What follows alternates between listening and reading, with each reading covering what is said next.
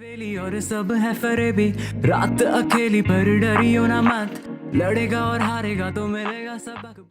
Talking about Reva, it's चल quite obvious ki why someone won't buy it, because of the compact size and shape. But can we ponder upon why won't someone buy an electric vehicle in general? क्या लगता है? We know obviously charging stations, infrastructure is really bad. But let's say all of these things are implemented. What do you think will still hamper consumers from going forward and buying an electric car? अगर ये भाई चीज देख implement एक हो चीज गई तो भाई एक चीज तो स्ट्रेट अप मेरे को लगती है कि भाई महंगी है इलेक्ट्रिक कार्स अभी। मैं गरीब हूँ, मैं गरीब हूँ।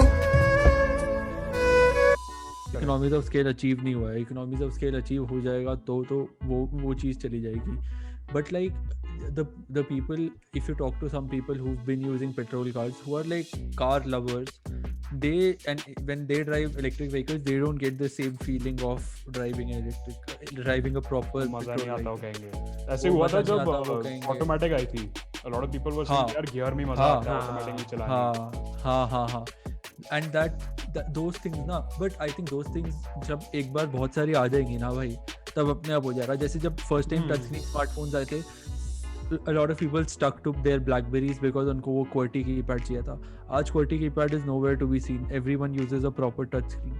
तो लाइक वो चीज़ें तो यार वो मतलब those people would be the late bloomers कि मतलब they'll be the last ones to jump on the electric vehicle trend, but once petrol vehicles become as rare as electric vehicles are now, they'll automatically have to jump there. Correct. But those people are like 10%, 20% of the car buyers. Correct. The other people just want convenience. They don't want fun out of driving. So for them, electric vehicles, as soon as they become convenient, I don't think they have a reason not to jump. तो वो curve होता है पूरा कि पहले early adopters आएंगे, small percentage of people जिनको है कि यार एनवायरनमेंट के लिए कुछ करना है, इलेक्ट्रिक व्हीकल ले लो, वी शुड नॉट हार्म, जो सेंसिटिव बंदे हैं और जिनके पास पैसा भी है, तो very small bunch of people. फिर वहाँ से थोड़ा स्केल अचीव होगा, थोड़े प्रोडक्ट सस्ते होंगे, कंपनीज को लगेगा it will sell, more people will jump in, जो कहते हैं कि भाई कर लेते हैं ट्राई, थोड़ा सस्ता हो गया, इंटरसिटी ही ट्रैवल करना है, सिटी के बाहर नहीं जाना इतना, और थोड़े पैसे बच जाएंगे, पेट्रोल वैसे बहुत महंगा हो रहा है, तो few people will jump on from there, और वहाँ से पीपल विल इकट्ठे होते रहेंगे and then a maximum number of people will be using electric cars probably. But भाई इसने एनवायरनमेंट का पॉइंट बोला, अब वही पॉइंट है कि I don't have a lot of knowledge about this, but I read somewhere कि electronic vehicles, if you see the overall life time carbon footprint of an electronic vehicle versus a petrol vehicle, तो electronic vehicle का carbon footprint तब भी ज़्यादा आता है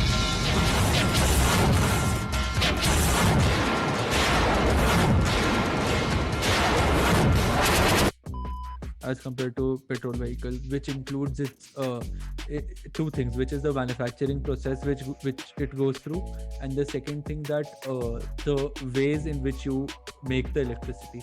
Like in our country, a lot of electricity is made through coal, and when coal is burnt, obviously a lot of pollution is there. As electric vehicles increase, the demand for electricity will increase, the burning of coal will increase, and again there will be more pollution.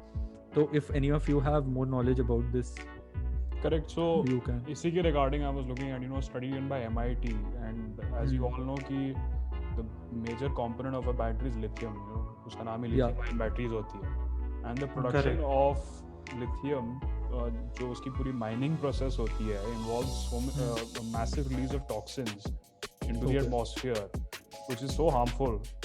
So some people say कि just by not making lithium ion batteries जो हमारे phones and in cars में जाएगा, you can actually help the environment, and in case instead of producing on lithium ion, we should focus on other materials which might prove to be better.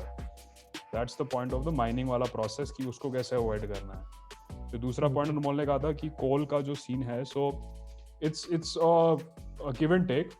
So if electric vehicles obviously start getting mass manufactured, तो the import of crude oil will reduce.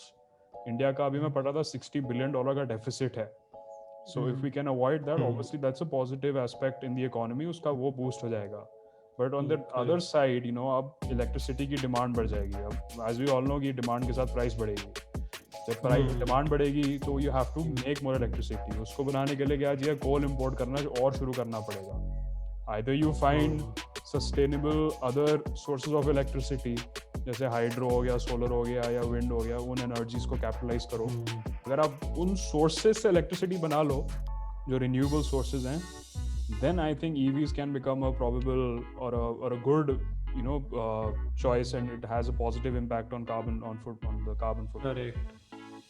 Okay, so again on this thing कि India में electricity का वो बढ़ेगा, demand बढ़ेगी, तो I am reading on brookings.edu, it's a website, and it has a research article, and it says that India's gross installed electricity capacity is over 350 GW, but the maximum load has been 180 GW. So this means that we have sufficient buffer for years to come. मेरे को भी ये कहना है कि अगर वो ये जो प्लान जो भी है गवर्नमेंट का बाय 2030 2050, इट्स नॉट जस्ट, जहाँ तक मुझे इस टॉपिक से तुम्हारा सुन के लगा कि it's not just selling electric cars but finding a sustainable model की इलेक्ट्रिक कार्स में से इलेक्ट्रिसिटी कैसे जनरेट हो रही है, वो बैटरीज कहाँ से आ रही हैं, और इलेक्ट्रिक इतना सफिशिएंट और इतना स्मूथ है भी या नहीं, और do you want to find a balance using hybrid cars only, कि दोनों का सही यूज होता रहे एंड दोनों जगह बैलेंस बना रहे. फॉसिल फ्यूल्स वगैरह है, इट इज लिमिटेड रिसोर्स, आज नहीं तो कल खत्म होने वाली है, we all know that. So it's better to be prepared, and I think hybrid is the way to get prepared. But from a long-term solution, I think EVs are the most, जो promising लग रही हैं. And इस पे मैं बस दो चीजें बोलना चाहूँगा. Firstly, ये government के point of view से. So government is trying to incentivize. They have given income tax rebates. They are making sure कि parts और सस्ते में बिके. उनकी पूरी FAME policy है, FAME 1 and 2. इसके under if you by electric car और इलेक्ट्रिक टू व्हीलर, तो आपको उस पे भी इंसेंटिव्स मिलेंगे, टैक्स कम देना पड़ेगा. फिर another thing I don't know about कि if you notice these electric vehicles, उनका ग्रीन कलर का वो होता है number plate, green and white. तो apparently we have those templates, then in some tolls and ऐसी जगह पे आपको टैक्स कंसेशन कम देना पड़ेगा, लाइंस आपकी कम होंगी. So government is trying to make the necessary steps वो इंसेंटिवाइज करने के लिए, बट जो लॉन्ग जंप मारनी पड़ेंगी वो तो अभी बहुत दूर है. एंड एक सेकंड चीज मैं बोलना चाहता था on renewable energy. I was watching this video जहाँ पे, don't quote me on this, but apparently the sun emits 340 or 350 exajoules of energy on the earth. हालात चलता है मुझसे in 88 minutes. That energy is enough to power the whole earth for a year. वो 88 minutes की जो energy आती है. So just by capitalizing on that, the unlimited resource that we have, अगर उसको capitalize किया जाए इन सोलर में, थोड़ा बहुत और initiative डाले जाएं, which the government is trying to do. I heard the biggest solar farm in Asia is now in India. हाँ, and bro, government is doing a lot for solar. इधर भी like where I stay, in the whole Chandigarh का Tri-City area, you cannot build a house without a solar panel. Exactly. Like if you have a house or a housing society, if you're a builder, तो you have to install a solar panel. And जो तुम्हारे geysers वगैरह होंगे वो they have to be powered by solar. मेरे घर में भी जो गीजर है that has to be powered by solar. तो ऐसे रूल्स करने पड़ेंगे. if you want to enforce it, तो आपको लॉ बनाना पड़ेगा, नहीं तो अपनी मर्जी से कोई नहीं करेगा. अगर अपनी मर्जी पे रह गया तो people will choose the cheapest alternative, and वो conventional method. Correct. That's right. Solar is another good method. जो बीच में भी I guess एक दो कार्स आई थी जिनके रूफ पे सोलर पैनल्स थे, and they used a bit of solar energy combined with petrol. तो वैसा कुछ भी अगर आ जाए, and ऐसे 2-3 मिक्स, जैसे हम लूना की बात कर रहे थे, पता नहीं, I don't know if it's a mix sort of thing जो ऐसे लेगा या कोई सस्टेनेबल मेथड में लेगा, बट स्लोली एंड स्टेडीली यहाँ और अगले 20 साल तक, 15-20 साल तक we'll see a change in the cars that we are driving or the automobiles that we are using. हाँ, let's hope, maybe in 10-15 years जो बंदा पहली गाड़ी लेगा वो इलेक्ट्रिक ही होगी instead of being his third or fourth car. Correct. So we can hope for that positive change. So now I would like to shift the discussion to little to the global scenario, or like more like how would global politics play out with this. तो हमें पता ही है कि the Middle Eastern countries are the ones having the highest amount of fossil fuel resources, है ना, crude oil वगैरह. तो obviously they would lose a lot of, again like you said, अगर EVs आ गई तो obviously oil तो बहुत बुरी तरह गिरेगा, है ना. even though industries को तब भी चाहिए होगा, but like a lot of its demand will go down, है ना. So I googled कि भाई how is Saudi Arabia stopping the manufacturing of EVs etc etc, and to my surprise world के highest number of charging stations are actually in UAE. क्यों हिला डाला ना. World के highest number of charging stations are in UAE, and Saudi Arabia और UAE मतलब aggressively promote कर रही है EVs, aggressively. Correct. एंड इसके पीछे मेरे को एग्जैक्टली इसका मतलब जस्टिफिकेशन समझ नहीं आई, but I think it could be the fact कि ये लोग again want to be the epicentre of this revolution also, like they were the epicentre of the crude oil का revolution. They want to be the ones to like dominate the electronic vehicles market also. So like both the governments of the UAE and Saudi Arabia are like aggressively promoting it. And again Emirati government aims to boost its own EV use, मतलब जो government खुद use कर रही है, by 20% this year, as well as roll out 42,000 EVs across the country by 2030. And again this is a fact कि the UAE has the largest number of EV stations in the world.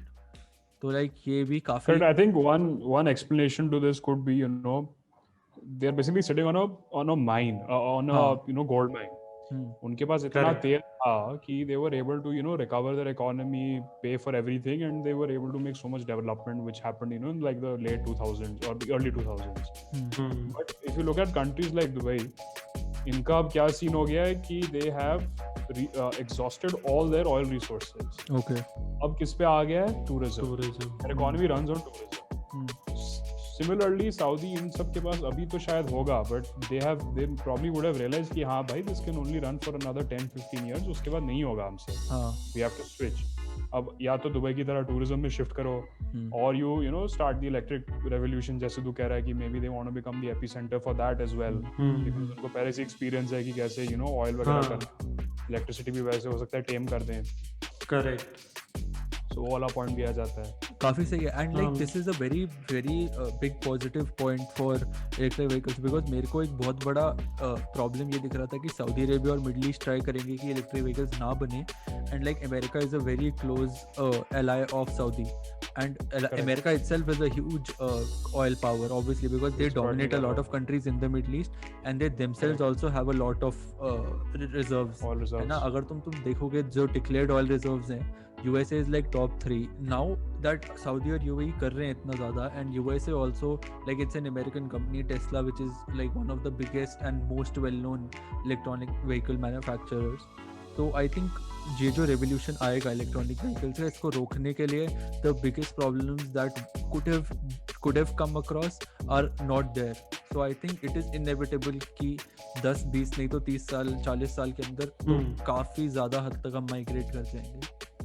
Correct. And if you look at the other side of the argument, you know, if you look at US वगैरह, अगर तू उनकी discussions ध्यान से पढ़े, the Green Deal happening right now, the major concern is कि what will happen to our workers if we go electric. तो जो coal, fossil fuel, oil industry में जो लोग काम कर रहे हैं, उनकी jobs का क्या होगा? That is their major defense. Now countries like Germany, जिनकी almost पूरी economy ही cars पे चलती है, they have committed to electric cars in the next 20 years, full electric. And they've also launched programs to train the people who are in these industries of fossil fuels. They'll be eligible, you know, they'll be equipped enough to start working in the electric or in the EV industry. तो trainings program भी रख रही है. So you know, maybe countries have to consider कि भाई यहाँ jobs है, यहाँ पे नहीं है. So if you can train these guys and just shift, so maybe it'll help the economy also. India का भी अगर हिस्ट्री देख लो ना, we've always resisted against anything new. 91 में जब LPG हुआ था, so many people were against, भाई ये foreign multinational companies आ जाएंगी, हमारा क्या होगा? You know, people were resisting against it. My dad used to tell me कि the first KFC opened in Bangalore. So he was called for the inauguration, लोगों ने जला दिया. They were like कि भाई यहाँ KFC खुल जाएगा, हमारे वाले बंदे restaurants खा जाएंगे, and they burned the restaurant down. फिर अगले साल फिर से खोला उन्होंने. Similarly, when Uber, Ola had come, a lot of the local guys जो autos and taxis चलाते थे, they were scared for their jobs. So ये resistance हमेशा होगी, you know, you cannot benefit everyone. And I think eventually like they benefited only from this. ये लोग हैं जो ड्राइवर्स हैं, ऑटो ड्राइवर्स और कैब ड्राइवर्स, इनको ज़्यादा हाँ। स्टेबल जॉब्स मिली and I think they are growing. Correct. And even with like I would again give the example of a basic computer which was invented. लोगों को डर था, जैसे आज हमें AI का डर है कि AI का हमारी जॉब चली जाएंगी, लोगों को डर था कंप्यूटर आएगा हमारी जॉब चली जाएंगी, बट ऐसा नहीं हुआ, नई जॉब्स बन गई. सिमिलरली अगर Correct. कोल मतलब माइनिंग वगैरह की जॉब्स जाएंगी तो there be new jobs made. The only thing is you need to train like the German government is doing.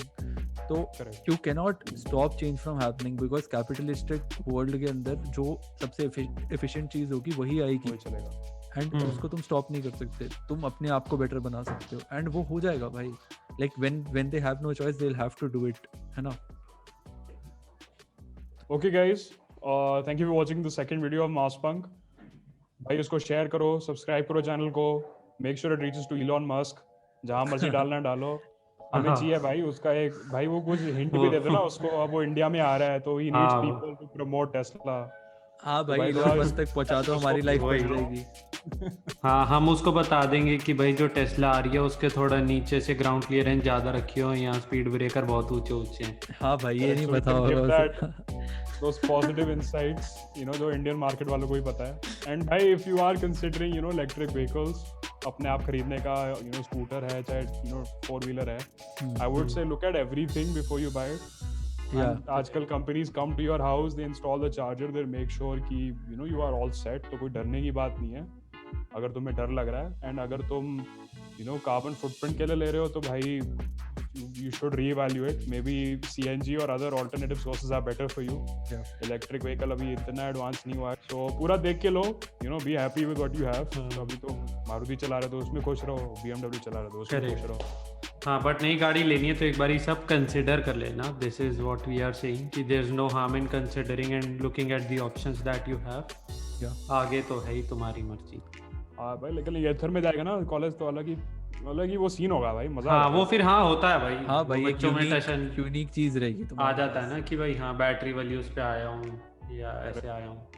डरा दियो भाई, लोगों को बैठा के रिवर्स कर दियो, डर जाएंगे सारे. हाँ भाई. अच्छे डर जाते हैं, वो पीछे आ रही है इतनी तेजी से. गली गली मचे खलबली, खबर सन सनी, ना किसी की कमी, सब धनी साथ रोल के करे शनि. जीना है तो ख्वाब, जिंदगी है पहेली, बातें करे वेली और सब है फरेबी. रात अकेली पर डरी